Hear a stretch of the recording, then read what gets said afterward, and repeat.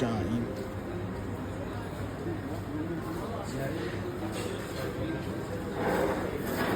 नितिन भाई, लंच में क्या खाना है? लंच पे we are going to have special fish thali. Fish thali right. ये है हम लोग का फिश थाली।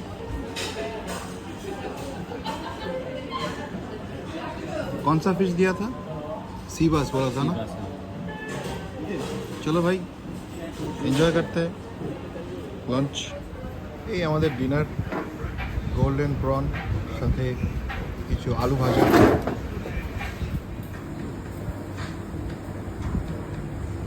Lots of options.